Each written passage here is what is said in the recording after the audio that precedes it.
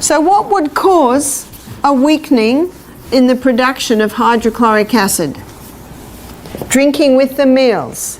You see, digestion is a chemical process, and that whole reaction I just showed you only happens in an acid environment. If people are drinking with their meals, it waters down the acid so you don't get that connection.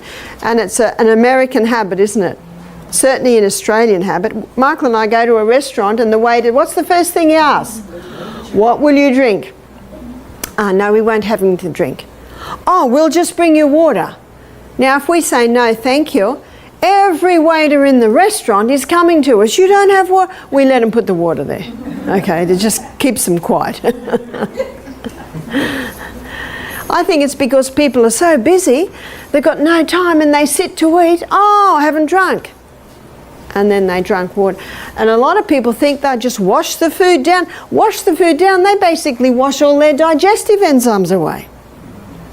We should be stopping water ideally half an hour before the meal, resume about an hour and a half after the meal. That hour and a half allows time for those digestive enzymes to start their breakdown. If someone's thirsty after a meal, by all means have a mouthful. But large fluid with the meal will water it down. Also, when people are eating every couple of hours, you see, we have one stomach. And that stomach, there's much research to prove this, that one stomach takes 3 to 4 hours to digest. And then that stomach loves a 1 hour rest. So what's that between meals? That's 5 to 6 hours between. Surely not for children. Do you know they've got the same digestive tract? And you might have noticed, I worked out very early, children say they're hungry when they're bored. Have you noticed? And often, when a hunger pang is experienced between meals, it's often dehydration. One day my son Peter came to me and said, Mum, the water's not doing it anymore. I looked at my watch and said, great, it's lunchtime. When the water's not doing it anymore, it usually is time. It is time to eat. Also, what exhausts the hydrochloric acid is eating large amounts at the end of the day. See, when we go to sleep at night, our stomach wants to sleep too.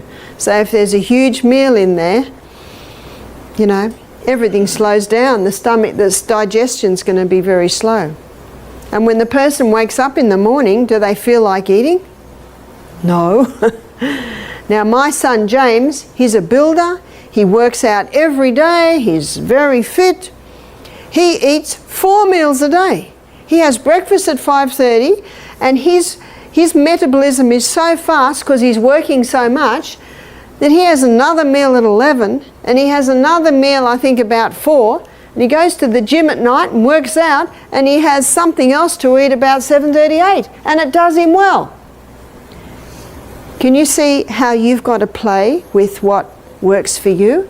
One man said to me, I grew up with 8 brothers. Our mother and father said you're having main meal for breakfast, main meal for lunch, and that's it. He said, we're working hard on the farm. He said, we'd get into our cars and go to town and eat junk at night. That mother would be far wiser to see she's got growing boys who are working hard and provide something for them to eat at night. So a meal at night that would digest quickly would be fruit or a salad or soup. Big growing boys can have 4 bowls of soup, or a protein drink. A protein drink can digest easily. You just got to work out what works for you, and your body will quickly tell you what's working. So that is what's broken down in the stomach. Protein and protein alone.